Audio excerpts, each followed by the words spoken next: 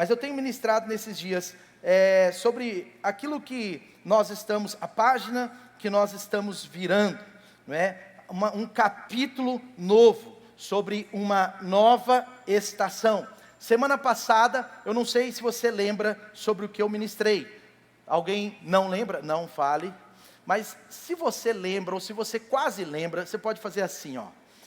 Não é? Então, ó, todo mundo lembrou. Amém, pela fé.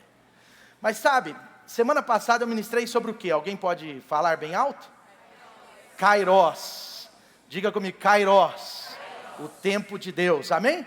E eu tenho assim, tentado trazer essa inclinação para nós, sobre essa temporada que nós estamos vivendo e vamos viver, né? Sobre essa estação de Deus, uma nova estação, uma estação melhor, que nós vamos viver como igreja, e eu acredito que você também vai viver, amém? Então assim, tem sido uma inclinação no meu coração sobre esse assunto, e eu quero ministrar um pouco mais sobre isso, porque a Bíblia nos fala em Eclesiastes 3, que nós temos estações, tem tempo para todas as coisas aqui, amém? Há tempo para todo propósito. Então você percebe em Eclesiastes 3, e não é exatamente sobre Eclesiastes que eu vou ministrar, mas você percebe que existem estações, você vai passar por elas, você vai vivê-las, eu também. Estações de luto, estações de perder alguém, estações de nascer alguém, estações onde nós passamos momentos duros, difíceis, muito desafiadores, mas estações onde nós frutificamos muito, onde tudo flui, onde a sua vida e a minha está cheia de alegria, de influência no Senhor, amém? Agora a boa notícia que eu tenho para te dar, é que você pode estar passando por uma situação assim, talvez difícil, talvez mais dura, talvez mais desafiadora, mas uma boa notícia que eu tenho para te dar, é que essa estação não é o fim, porque as estações são passageiras, amém? Ela não é permanente, Deus vai tirar, e eu estou percebendo Deus vindo com essa nova estação sobre nós, e assim também pode ser, certamente, na sua vida. Deus tem uma temporada melhor, Deus tem uma estação muito especial para nós, amém? Bom, e eu quero ministrar sobre esse livro de Ruth, não é um livro que a gente ama, porque você vai perceber que ele aponta para Jesus, né? Chega um determinado momento, não vou dar spoiler aqui, mas chega um determinado momento onde aparece a figura, que é um protótipo do nosso Senhor, que é a figura do Boaz, né? O resgatador. Mas olha só, a história de Ruth começa no capítulo 1, quando a família de Elimeleque resolve sair de Belém, e ir para a terra de Moabe. Acompanhe comigo Ruth, versículo 1, capítulo 1.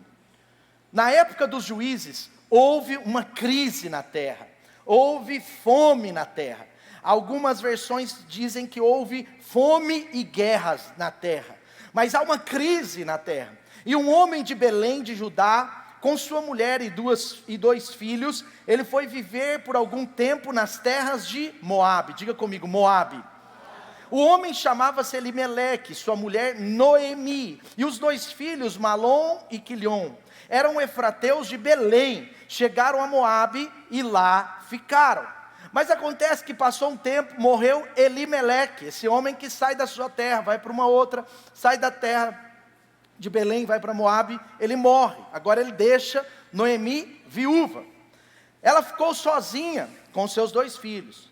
Mas quando a gente acha que a história está triste, porque primeiro, eles estão passando fome, numa crise, eles vão para uma outra terra para se livrar daquilo, mas nessa outra terra, Elimeleque morre, e agora tem uma viúva e dois órfãos.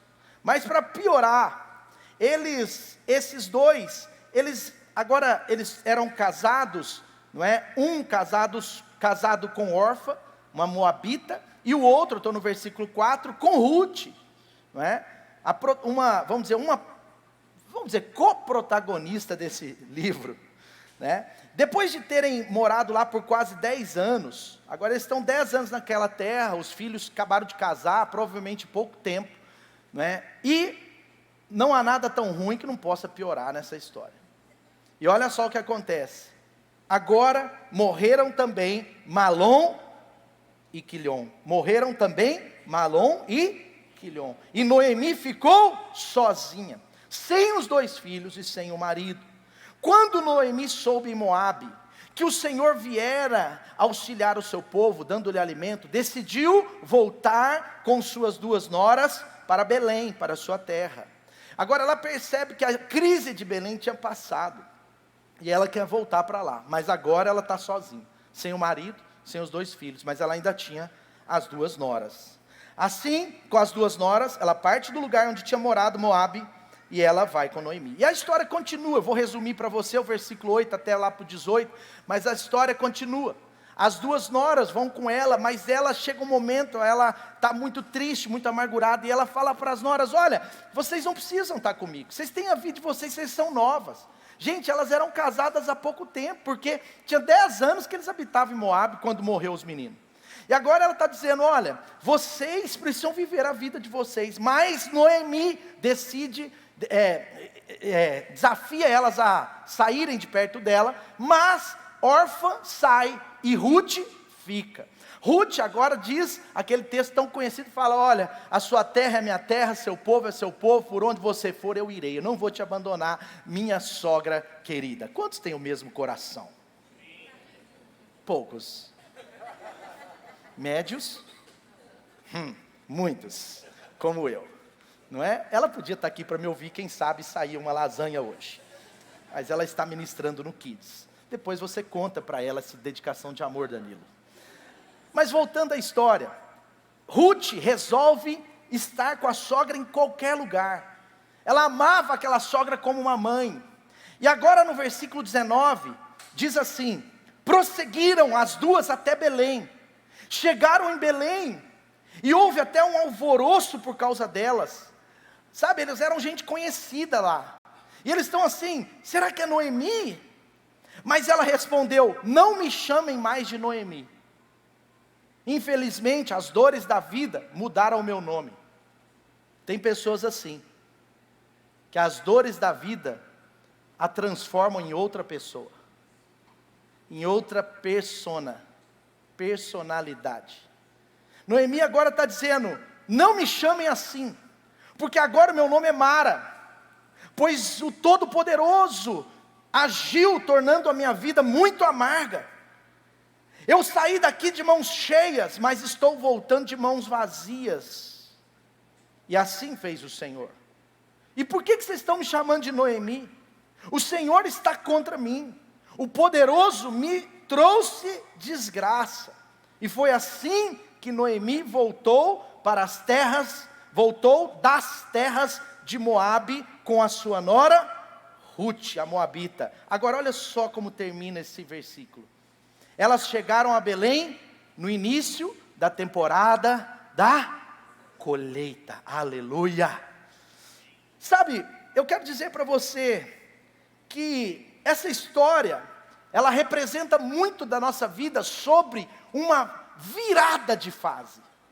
Essa história, o capítulo 1 de Ruth, é o início de um novo capítulo na história de um povo, de uma pessoa, de uma família e até mesmo na nossa história. Sabe, Ruth, capítulo 1, não é só sobre a história de uma sogra e uma nora, que a nora honrava a sogra, e a sogra estava ferida com algumas coisas. Não, vai muito além disso e impacta a minha e a sua vida. Porque aqui está começando uma nova estação, e eu acredito que essa nova estação de Deus está pronta para nós como igreja, e até pronta para a sua vida. Sabe, é sobre isso, o Kairós de Deus está nos encontrando. E nós não vamos largá-lo. Eu quero abraçar o Kairós. Eu quero abraçar. Quando o Kairós chegar, você tem que olhar para o alto e dizer: seja bem-vindo. Quando o Kairós chegar, você tem que abraçar, beijar e nunca mais largá-lo. E sabe, aqui o Kairós de Deus está alcançando essa casa, está alcançando essa família. Elas não estão percebendo, mas você percebe o que Deus está fazendo. Sabe, agora preste atenção. Olha o que acontece. Mesmo quando a vida está entregando aparentemente o pior, Deus está preparando o melhor para nós. Você sabe talvez o fim dessa história. Deus está sempre pronto a nos dar uma nova estação. E muitas vezes quando a vida está dura e há uma estação difícil, eles estavam vivendo uma temporada de fome, de crise, e às vezes a sua vida tem outra crise, outro tipo de crise. Mas mesmo quando a vida está nos apresentando uma temporada difícil, de dúvidas, de ansiedade, de situações que nos afligem contrariamente, Deus na verdade está sempre pronto, está sempre preparado e está sempre preparando uma nova fase dele para nós. Eu percebo isso aqui nessa história. E por isso eu quero dizer para você nessa manhã, antes de começar os pontos que eu quero trazer para o seu coração, que eu e você precisamos encher o nosso coração de ânimo nessa temporada. Enche o seu coração de ânimo, enche o seu coração de ânimo. Anime-se, tenha coragem, levante-se, olhe para o Senhor, porque Deus está preparando uma nova fase para nós. Nós vamos experimentá-la. Você vai experimentá-la em todas as áreas da sua vida. Não é um jargão, é uma realidade profética sobre nós. Não pregamos isso todo dia, mas é o tempo de pregar essa verdade. E é algo profético para mim e para você, amém? Mas a grande pergunta é, como entrar nessa nova estação, ou nessa estação melhor? Como começá-la, como iniciá-la? E o capítulo 1 nos mostra. A primeira coisa, uma nova estação começa com uma boa decisão. A decisão de Elimeleque de sair de Belém e ir para Moabe, por causa de uma crise, piorou a crise. Quando nós fugimos dos lugares que Deus nos colocou para vencer uma crise através da fuga, pode ser que nós estamos piorando a nossa história. Você vê que Elimeleque, ele toma uma decisão errada. A decisão de Elimeleque custou a sua vida, custou a alegria da esposa, custou a vida dos seus filhos. Porque enquanto tinha fome, e de certa forma um princípio de guerra de um lado, naquela cidade, a história aponta que eles tornaram-se meio que escravos de guerra. Eles não morreram assim sem querer. Eles morreram porque de alguma forma eles estavam em Moabe. Sabe, a decisão dele morar em Moabe, dele ir para uma terra distante, longe da sua família da fé, longe do seu Deus, longe das pessoas que o impulsionavam ao melhor de Deus. Sabe, a decisão de Elimeleque, muito possivelmente, foi uma decisão errada. Os efeitos colaterais dessa decisão, eles foram muito complicados. E qual é o problema? É que assim como Elimeleque pensou errado sobre a sua vida, ou seja, decidiu errado sobre a sua vida, às vezes nós também pensamos errado nos momentos das crises. Às vezes nós pensamos errado nas estações de inverno, naquelas dificuldades, naquelas áreas que nós estamos como se fosse presos em quatro paredes e olhamos só para o lado, mas Deus está te chamando talvez para parar de olhar para o lado, parar de olhar para as paredes que te cercam e olhar para os céus que estão abertos sobre a sua vida. Porque se os céus estiverem abertos sobre a sua vida, sobre a minha vida, podem todas as portas estarem aparentemente trancadas, as paredes fechadas, mas há um escape de Deus para você. Sabe, eles estavam assim, e você percebe que as pessoas às vezes pensam assim também. Olha, o problema é o lugar que eu estou, o problema é o salário que eu tenho, o problema é a esposa que eu tenho, o marido que eu tenho, o problema é essa família minha complicada, o problema é esse lugar que Deus colocou para eu trabalhar. Mas quem sabe, Deus não está querendo que você experimente uma nova estação daqui a pouco. Você precisa passar por isso, Deus te abençoa para isso.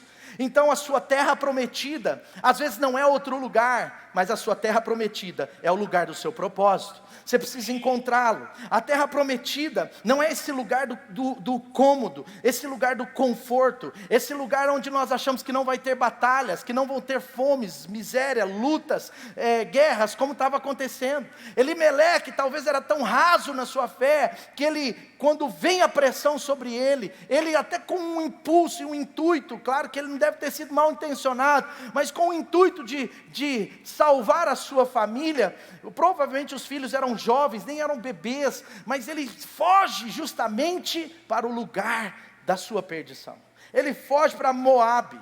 Moabe é esse lugar complicado. Depois eu vou mostrar para você, a Bíblia fala sobre Moabe lá em Sofonias. Moabe é esse lugar onde há uma cultura mundana dominando, onde há um valor contrário às escrituras, mas uma decisão de Elimeleque, infelizmente, tirou toda a sua família do propósito do Senhor, do plano de Deus para a sua vida. Agora veja só, uma coisa boa para te falar. Enquanto uma decisão de Elimeleque tirou a sua família do propósito, Uma decisão de Noemi trouxe de volta a família ao propósito. Assim como uma decisão pode ter causado muitos problemas na sua vida, uma boa decisão tomada hoje pode resolver todos os problemas da sua vida. Pode resolver problemas ligados a isso. Você percebe que a decisão de Elimeleque, péssima. A decisão de Noemi, correta. Noemi está tomando uma decisão. A primeira coisa que eu e você precisamos é tomar uma decisão. Nós precisamos tomar uma decisão pelo caminho do Senhor. Tomar uma decisão talvez para que a gente volte para alguma trilha do nosso propósito. Mas sabe, uma decisão pode ter colocado essa família numa situação difícil, mas uma boa decisão vai te colocar numa nova estação. Sabe o que eu quero dizer em outras palavras na sua vida? Se um novo capítulo da sua vida, se um novo capítulo da sua história, se uma nova estação da sua vida está pronta para você, pode ser que o único passo que você precisa dar é uma decisão. Pode ser que o seu hoje, a nova estação da sua vida, esteja apenas a uma decisão. E eu queria que você pensasse sobre isso nesse primeiro ponto. O filho pródigo, ele tinha tomado muitos passos. Ele sai da casa do pai, ele vai comer lavagem. Ele está numa situação horrível, está cuidando de porcos, que isso para nós é algo assim, não tão limpo, mas para um judeu é o pior dos mundos. E ele está cuidando de porcos, está numa situação difícil, mas uma decisão do filho pródigo o trouxe de volta para a casa do pai.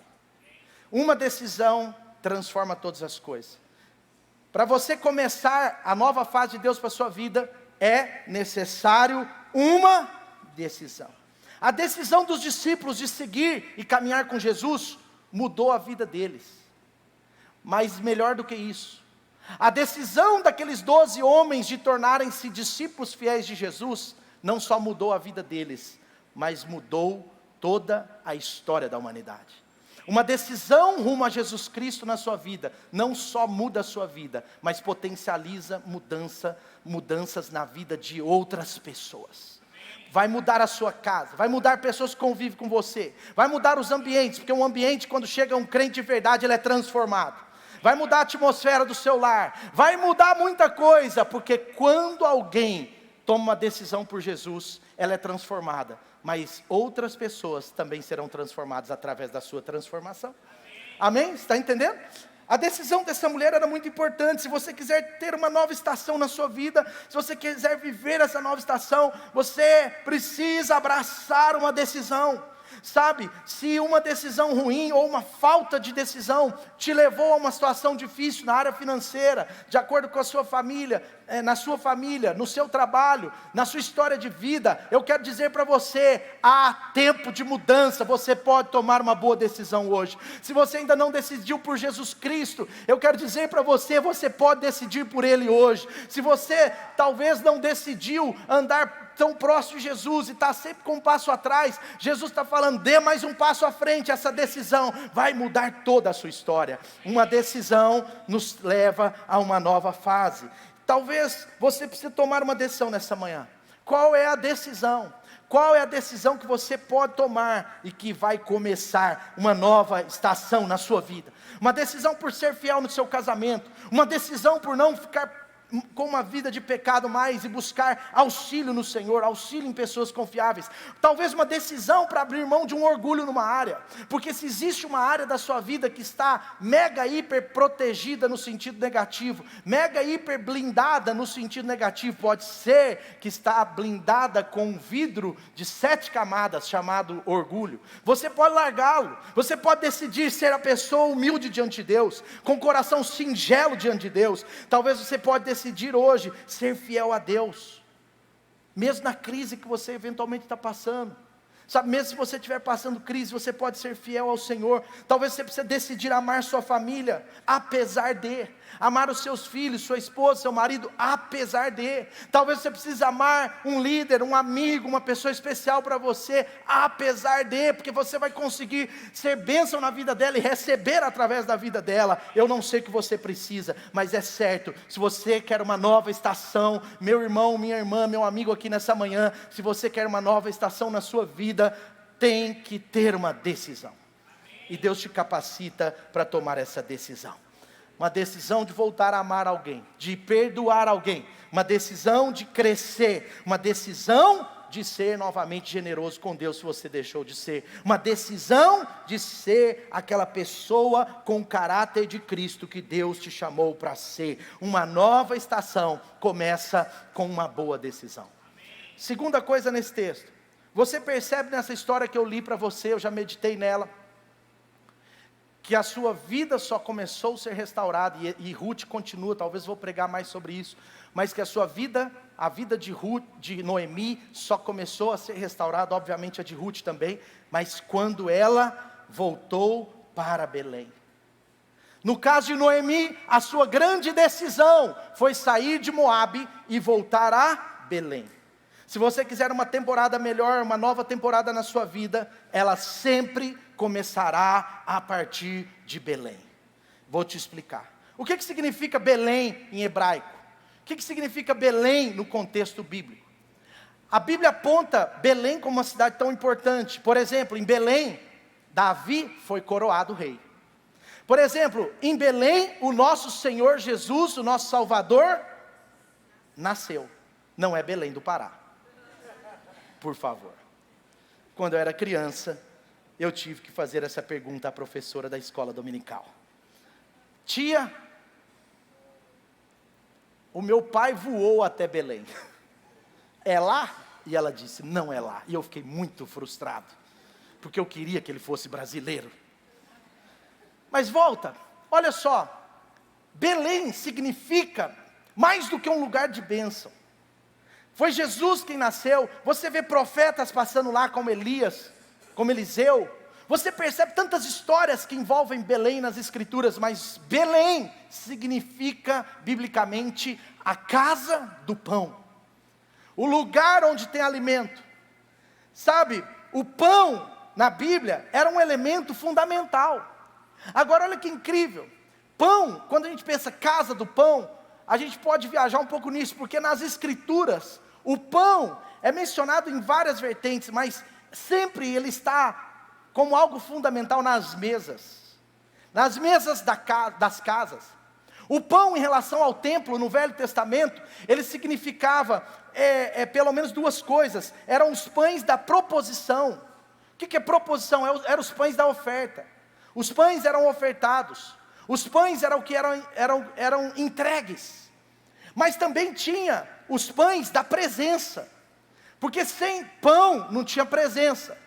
Então você percebe na Bíblia que o pão aponta para um lugar da comunhão, porque quando ele está na mesa, ele aponta para o que eu e você fazemos juntos, para a nossa edificação como igreja. Não tem um ambiente mais poderoso para construirmos igreja do que nas mesas. Não tem um ambiente mais poderoso para se construir a história de Cristo na vida das pessoas do que olhando nos olhos, num lugar comendo um pão, parênteses, de queijo.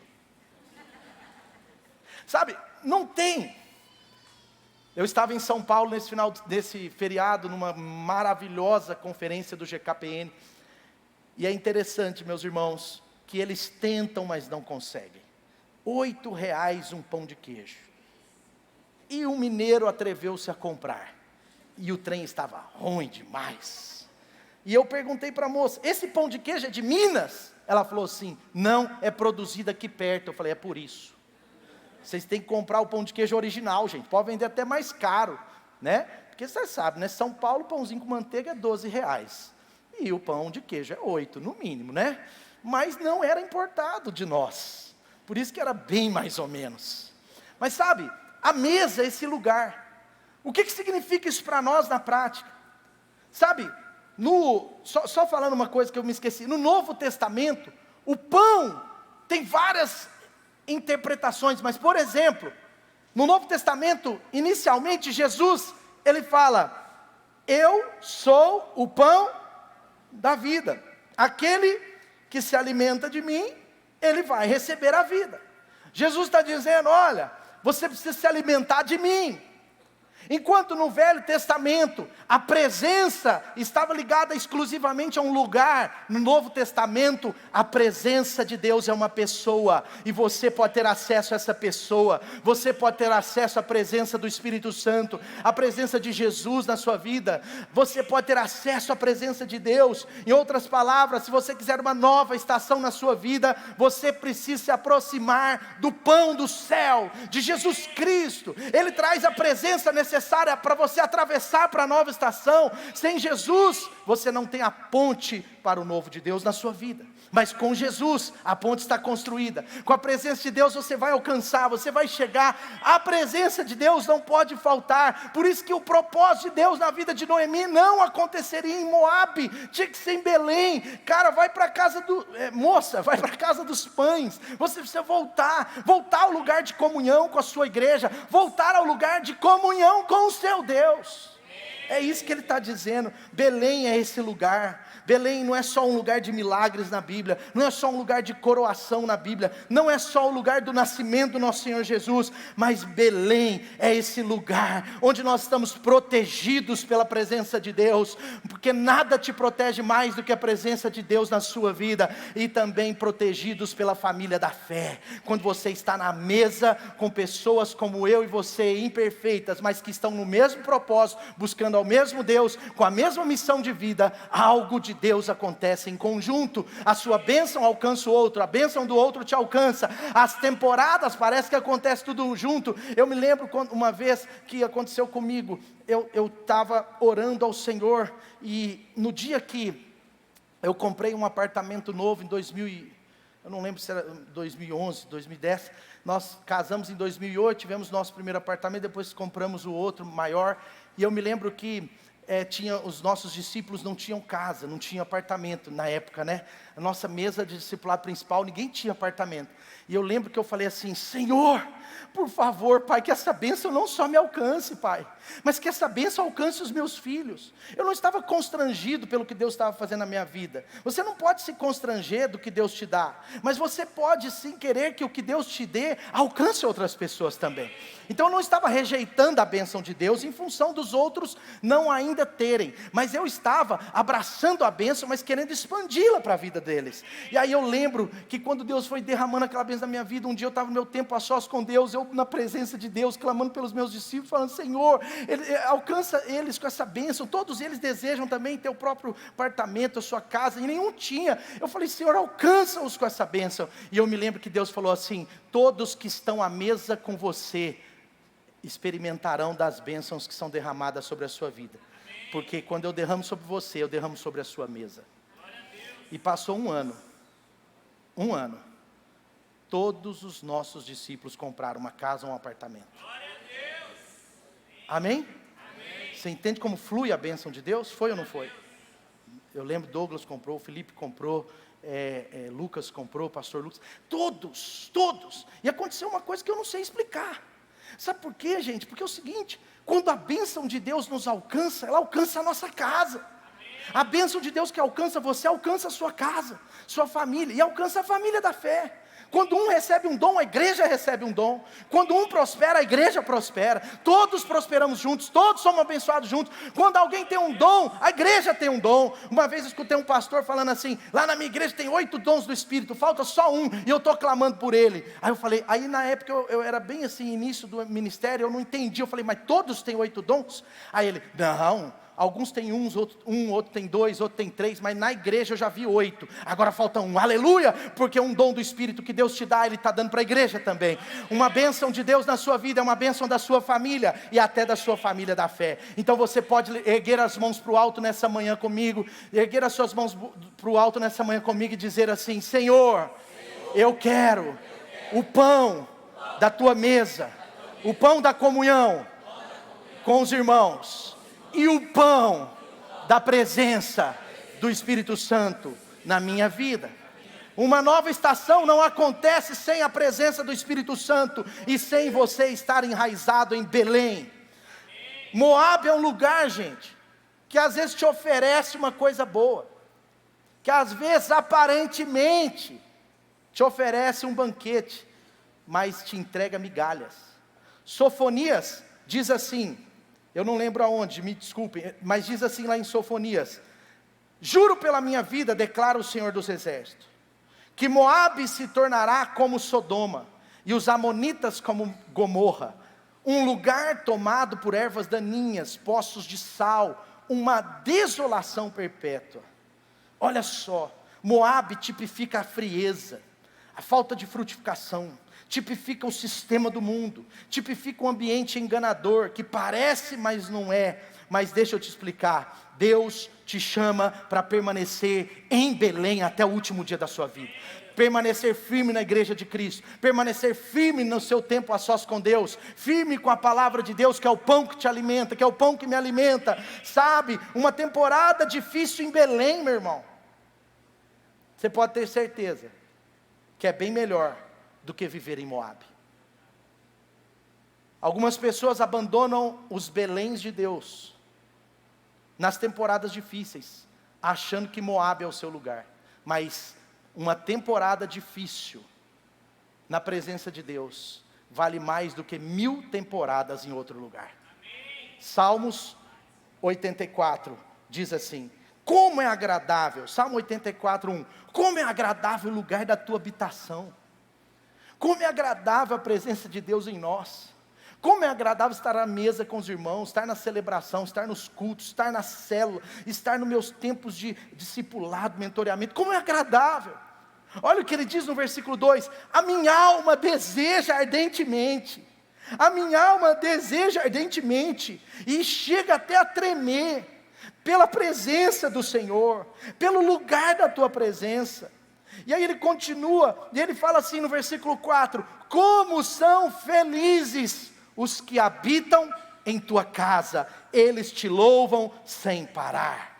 Foi como essa manhã, a gente não queria parar de louvar, sabe, é assim que acontece quando nós amamos, quando nós nos envolvemos. Agora olha o que diz no versículo 10, e é sobre ele que eu tinha falado, olha o que diz no versículo 10, melhor é um dia na tua casa, do que 1000 num outro lugar, melhor é um dia em Belém, do que 1000 dias em Moabe, melhor é um dia, mesmo que difícil, na presença de Deus, melhor é um dia mesmo que difícil, na sua comunhão com os irmãos, do que 1000 dias sem ela, do que 1000 dias sem a presença, do que 1000 dias sem a igreja do Senhor na sua vida.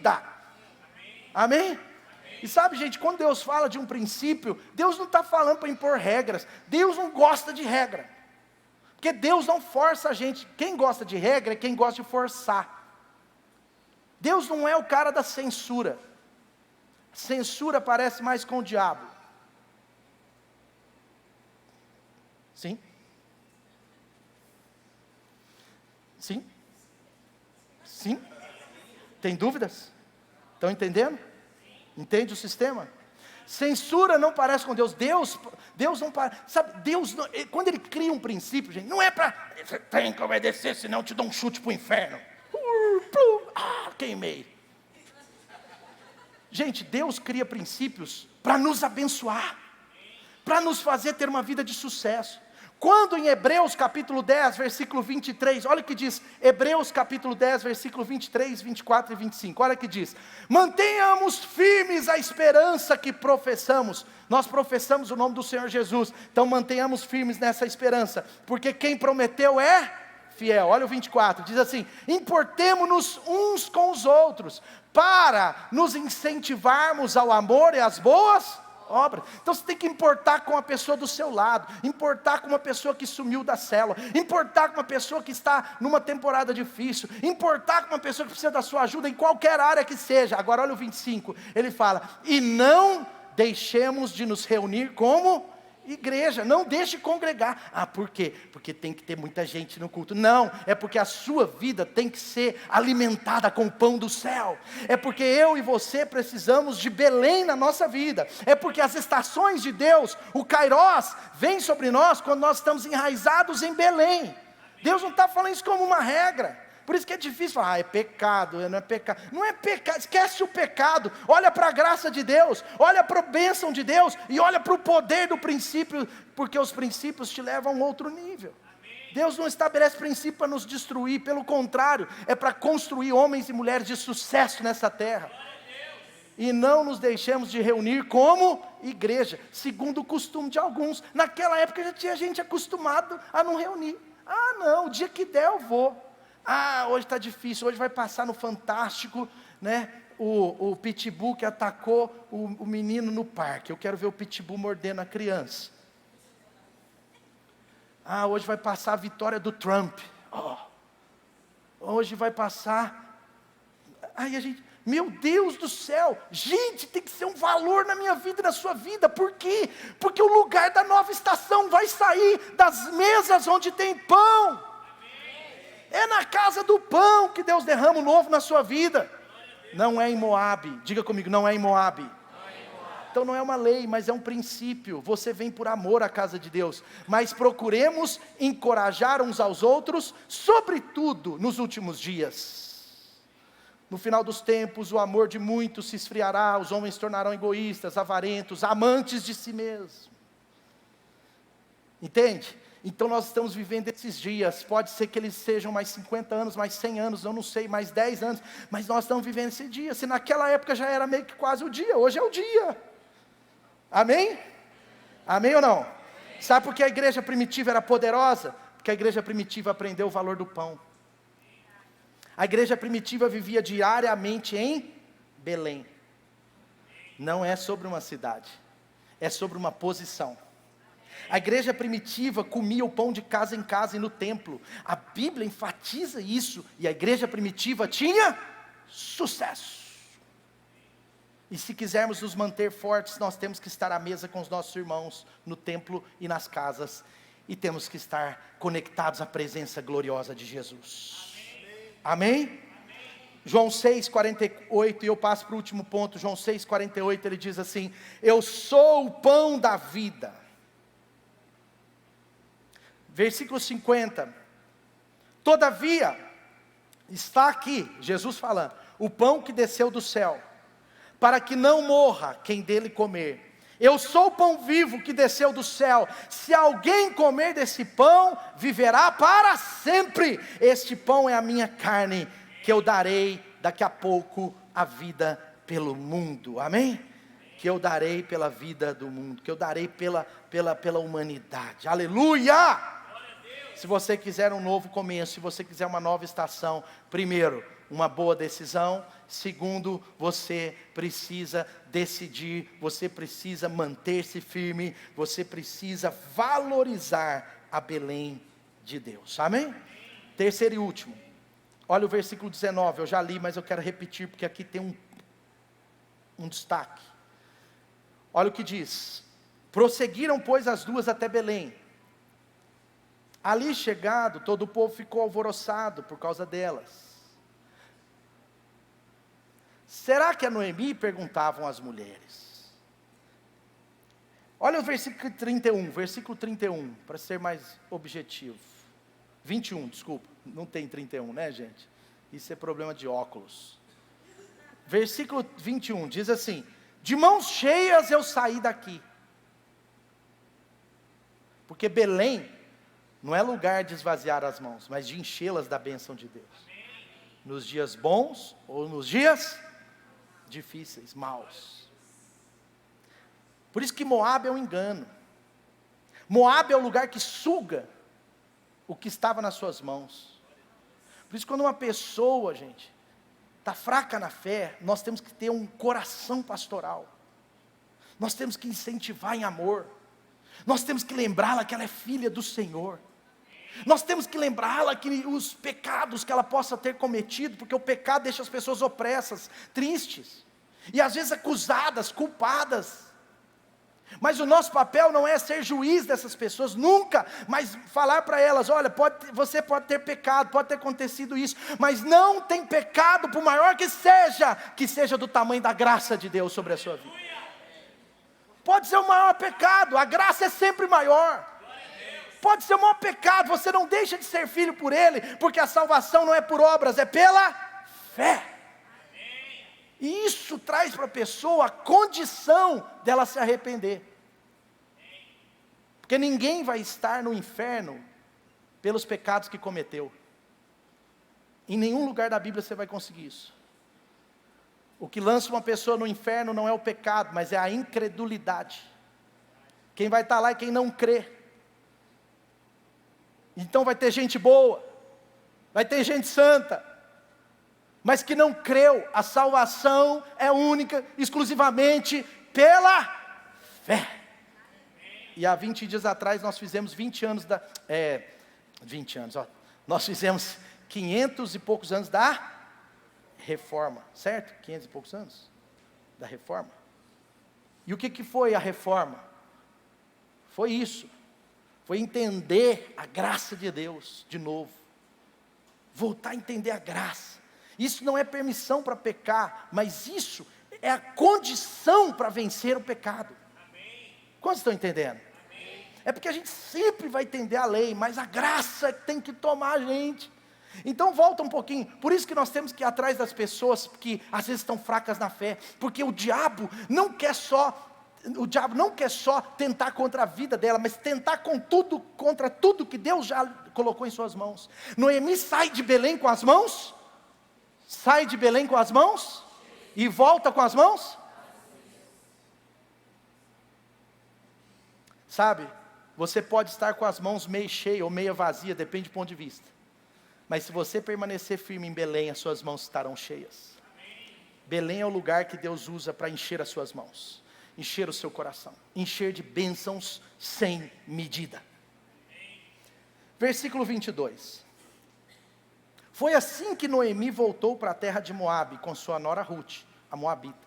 Elas chegaram a Belém no início da colheita. Mas você lembra como ela chegou? Amargurada, ela chegou triste, ela chegou dotada de um passado, tomando o seu coração. O passado não precisa ser esquecido, ele precisa perder a posição de governo. Então, olha só o que acontece.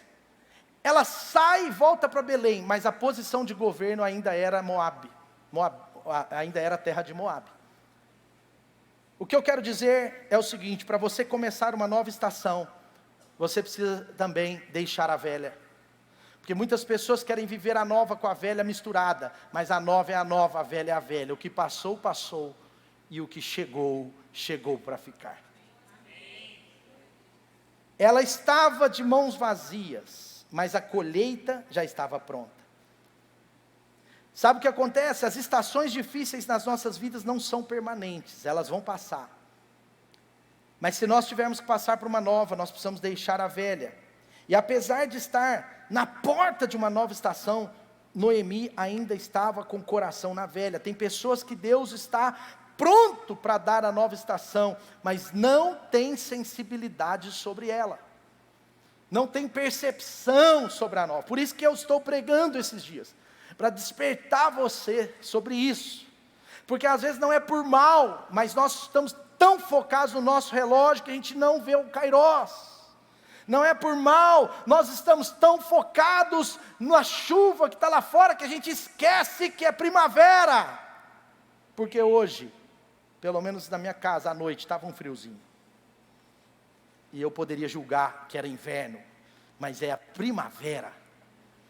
Daqui um mês é o nosso verão, um mês e pouco, amém? Você entendeu? Sabe, não percebe. E se uma pessoa não está realmente disposta a deixar a estação velha, no fundo, ela não está tão disposta pela nova. Deus tem isso para a minha vida e para a sua vida. Noemi, ela está aqui, olha, ela está numa situação aqui visivelmente de crise. Sabe, na nossa vida é assim também. Não é suficiente você tomar uma decisão por mudar, também não é suficiente só permanecer em Belém. Você precisa deixar as coisas do passado no passado e avançar para as coisas que Deus tem diante de você. Por isso que Paulo fala sobre isso, por isso que Elias e Eliseu falam sobre isso, por isso tem tantos homens de Deus nas escrituras que nos ensinam a deixar lá e entrar na nova estação. Não pode avançar junto com certas coisas, porque são paradigmas, são coisas do passado, são comportamentos errados, são hábitos pecaminosos, ou às vezes não adequados, são comportamentos que Deus não tem para essa nova estação na sua vida, são às vezes paradigmas, que às vezes nem são pecados, mas é uma mentalidade mais ligada à velha estação, onde você está saindo de casa no verão e usa o casaco. Não é pecado, mas é inadequado. Não tem a ver com o que Deus está fazendo. Não tem a ver com o que Deus tem para a sua vida. E é algo às vezes que tem muito mais a ver com uma postura do nosso interior, do que com algo do nosso exterior, como eu dei o exemplo. Essa mulher se torna vítima de Moabe. Ela diz para todo mundo: eu sou derrotada, porque olha o que eu passei. Quando você se denomina o que você passou, pode ser o maior tiro no pé da sua vida. Essa mulher estava se denominando fracassada, porque ela queria até mudar o seu nome. Enquanto Deus está querendo mudar o seu nome de Mara para Noemi, o diabo sempre vai tentar mudar o seu nome de Noemi para Mara. Quando Deus pega Abraão, ele fala: agora você não é Abraão, você não é Abrão, você é Abraão. Quando Deus pega Pedro, Simão, aí ele fala: você não é Simão mais não, você é Pedro, você vai edificar comigo, você vai estar sobre essa pedra, e sobre a minha pedra, Jesus falando, e sobre esta pedra, você vai edificar a minha igreja, você vai ser o pai dessa igreja, você vai ser uma das colunas dela, Pedro. Mas diziam que você era Simão, mas eu lhe digo, Pedro. E assim com todo mundo. Agora você não é Jacó, agora você não é enganador, agora você não é trapaceiro, agora você é Israel, pai de multidões, homem rico dos ricos, homem que vai avançar e prosperar. O seu nome não é mais Jacó, o seu nome é Israel. Amém? Sabe, Deus muda o seu nome do nome ruim para o nome bom, mas nunca ao contrário. Quando vem essa seta do tipo: será que eu sou esse presente de Deus? É o diabo. Mateus significa presente de Deus. Com muito carinho, sem orgulho, mas eu sou um presente de Deus para você. É estranho, parece orgulhoso isso, mas eu tomei posse disso, eu acredito. Eu quero ser um presente de Deus na vida das pessoas que eu me relacionar. É meu nome. Deus falou: é esse cara. Meu pai falou: é mesmo. Eu queria que ele chamasse Clementinho Júnior. É Mateus. Aí meu pai falou: então deixa eu pôr o Clemente. Aí Deus falou: então põe, porque Clemente também significa paciente. Aí Deus colocou Mateus Clemente. E aí depois minha mãe falou assim: tá bom. Meu pai falou: não, falta uma coisa, porque além disso ele é bonito, vamos colocar Rosa. Agora essa parte é por mim mesmo. Brincadeira. Pelo menos estou melhorando. Quantos querem entrar na nova estação de Deus aqui para a sua vida? Amém? Existem pensamentos que você não precisa ter mais, hein? Existe ou não? Pensa. Existem comportamentos, hábitos, posturas. Existe alguma coisa da estação velha? Deixe aqui no altar nessa manhã. Amém? A graça de Deus alcançou Noemi para uma nova estação. Essa história continua, mas eu tenho certeza que a graça de Deus está nos alcançando para uma nova estação. Uma nova estação de Deus está batendo a porta de cada um de nós. E é uma estação muito boa, muito abençoada. Amém? O inimigo vai tentar nos fazer nos manter, vai nos tentar a nos manter em Moabe. Mas Deus está te chamando, firme os seus pés em Belém. Ah, mas Belém tem uns pãozinhos meio esquisitos. Não é o pão, meu irmão. É quem come o pão com C. Porque acontece. Toda mesa tem uns esquisitinhos. E às vezes a gente também é esquisito. Sim ou não? Eu participei de diversas mesas nessa conferência, nesses dias. E mesmo no meio dos pastores, tem uns esquisitos. Não é a maioria, mas tem uns esquisitos, tem uns estranhos. Mas eles estão na mesa conosco. E quando você olha bem para a vida dele, mesmo ele sendo meio esquisito, tem frutos num lado que talvez eu não tenha. Tem algum fruto, tem algum ensino, tem alguma inspiração. Porque você é uma inspiração para muita gente. Você é uma inspiração para a sua célula. Você é uma inspiração para as pessoas que ainda não conhecem a Jesus. Você também inspira muita gente, mesmo de vez em quando sendo esquisito. Amém ou não? Amém. Venha para a nova temporada, porque Deus tem algo novo para nós. Amém? Renuncie Moabe na sua vida